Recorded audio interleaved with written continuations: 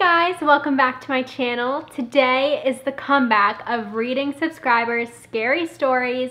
It is so long overdue, and these stories are seriously scarier than they ever have been before. Just a disclaimer, don't watch this if you want to get any sleep tonight at all, or don't watch this if you're home alone because you will freak out. I'm so excited to be doing this. Thank you to everyone who submitted a story. I got so many submissions, and keep an eye out for when I'm going to be doing that again and opening up my DMs for you guys. So if you want to be super duper spooked, just keep on watching. One day I went to visit my brother and sister to spend the night. A while after everybody fell asleep, I needed to use the restroom. So I got up and went to the restroom, which is across the living room. My bed is on the other side of the living room. After I got done using the restroom, I walked out and back to my room. Right before I walked into the door, I saw some tall, dark figure standing in the doorway of my room. Not really knowing what to do, I ran into my room and shut the door and locked it. I checked it to make sure the thing that I saw wasn't there, and it wasn't. Ever since then, I always locked my door before I went to bed. One time, I was visiting my dad in the hospital, and as we were going up to the top floor, we got about 3/4 up and the elevator stopped. We were really confused at first, but then we realized we got stuck in the elevator. The elevator slowly started to descend, and I swear on the deadness of Albert's stuff, I've never pressed the help button on an elevator so fast and so many times. Once the elevator stopped going down and we got to the bottom floor, this took about 45 minutes to happen, and by the way, the hospital has 11 floors. They had to pry the doors open. All in all, I halfway expected the elevator to fall and kill us once I realized what was happening. 9 out of 10, scariest thing to ever happen to me. That is seriously a fear of mine. I used to volunteer at a hospital, and those elevators, they go way up, and I can't even imagine being stuck in one of those. Super freaky. Here's my scary story. One night, I was talking with my friend on Skype, and it hit 3 a.m., which we know, 3 a.m., as they say, and I always say this, is like devil's hour, whatever it is, creepy stuff happens at 3 a.m. I tried talking to her, but she wouldn't respond. A few minutes later, I kept calling her name, but she still wouldn't answer. Then suddenly, the call ended. I didn't hang up. I tried going to bed. So I lied down, and once my head hit the pillow, I heard weird, quiet whispers and very quiet music. I lifted my head up, and it immediately stopped. I heard the whispers and music every time I touched the pillow.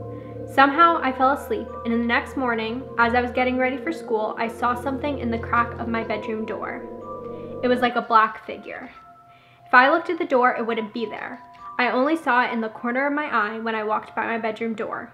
Also, when I was in school, I could sort of feel a shadow or somebody behind me, even though nobody was there. Okay, this one is super, like all of them obviously are freaky, but this one freaked me out so much when I was picking stories to read. Like, it really freaked me out. One time I woke up to a noise and I went to the kitchen to get a knife. I'd realized for just 1 second that we didn't have any flashlights, so I went and bought one. I burnt a lot of calories. I went to the attic and saw nothing. I went down and I saw someone standing there, and I was shook. I literally fell down the attic stairs. The thing turned around and it was horrific. She had a knife. I screamed and she left. A week later, we left that horrifying, ugly, deadly, gross, scary place. How do people live after these things? Like, I don't know. I would be like paranoid the rest of my life. One time I was out on a boat and my dad's hat fell into the water, so we slowed down and went towards his hat. When we were super close to his hat, I leaned on the motor to grab it. I got the hat, but I leaned too hard on the motor and fell in. The motor was still on and the propeller started cutting my legs. My mom pulled me back into the boat and my dad started speeding towards the dock. My dad carried me all the way to the car and sped towards the nearest hospital, which was at least an hour away. I almost bled out and they had to give me stitches. I still have the scars to prove it. That is traumatizing. When I was around the age of 7, 8, or 9, a group of my neighbors and I decided to go through an abandoned, haunted outdoor corridor at an old school building. As we walked through the dim and eerie corridor, we heard one of the doorknobs wiggle, so we sped up a bit.